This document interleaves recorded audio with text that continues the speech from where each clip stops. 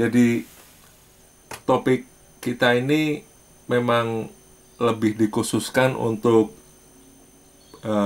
guru-guru maupun juga pelajar tingkat SMA. Jadi saya coba rangkai sedemikian rupa agar lebih enak untuk didengarnya. Yang pertama adalah kita mulai dari sejarah mengenai magnet, di mana di slide yang saudara-saudara lihat ini dapat dilihat bahwa dahulu magnet itu pertama kali ditemukan di suatu daerah di dekat Yunani atau Asia Kecil. Waktu itu disebut Magnesia, oleh karena itu diberi nama magnet. Nah, material atau benda tersebut memiliki sifat yang istimewa karena dapat menarik logam-logam tertentu.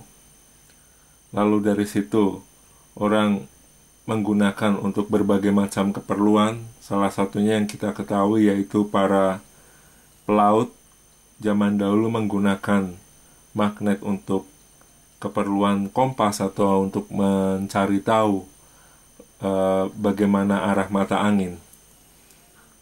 Nah, di gambar slide yang sebelah kanan kita melihat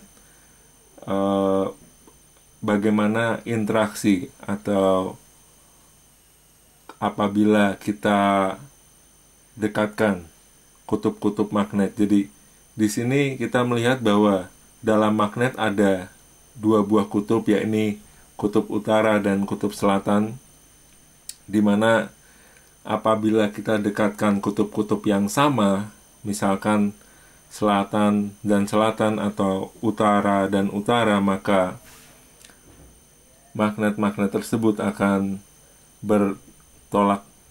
saling bertolakan. Namun apabila kita dekatkan kutub-kutub yang berlainan, misalkan di sini kutub selatan dan utara, maka kita lihat bahwa magnet tersebut akan saling tarik-menarik. Nah, perlu kita garis bawahi bahwa sekali lagi kutub dari suatu magnet merupakan daerah yang paling kuat dari kemagnetannya. Nah, ini nanti pada bagian akhir saya akan coba untuk memberikan satu pertanyaan kuis. Baik, kita lanjutkan pada slide berikutnya.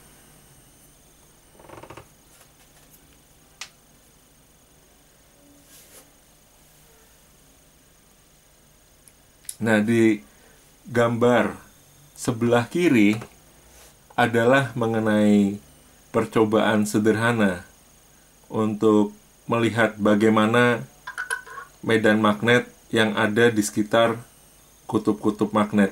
Jadi di sini kita bisa menggunakan bantuan dari kompas yang kecil, dan dari sana kita bisa menyusun kompas-kompas tersebut untuk melihat bahwa medan magnet itu seperti suatu lengkungan garis-garis yang berasal dari salah satu kutub menuju kutub yang lain.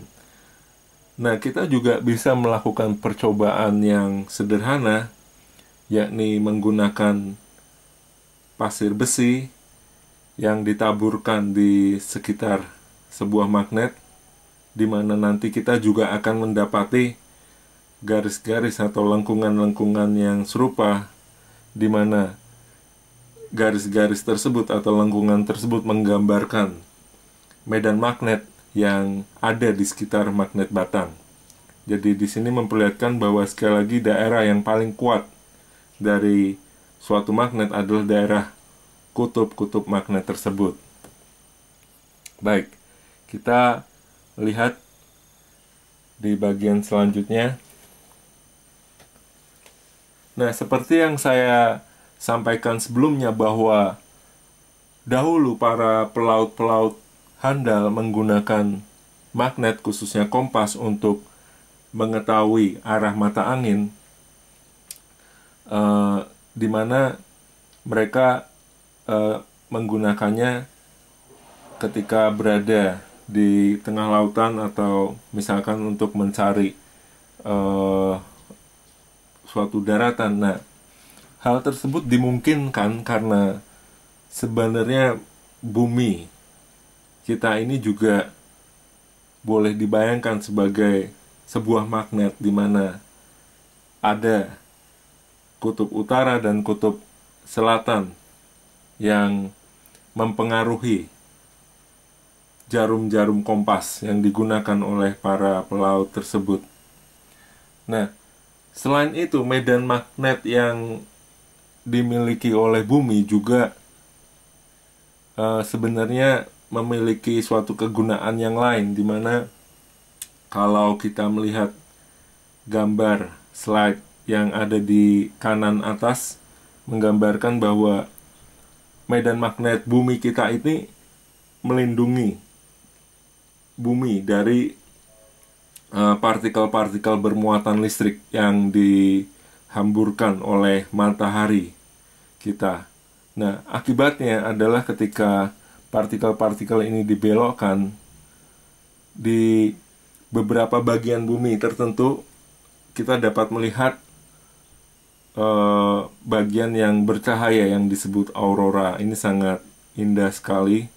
Jadi hal tersebut sebenarnya adalah kejadian fisika di mana partikel-partikel bermuatan listrik yang dihamburkan oleh matahari dibelokkan oleh medan magnet bumi.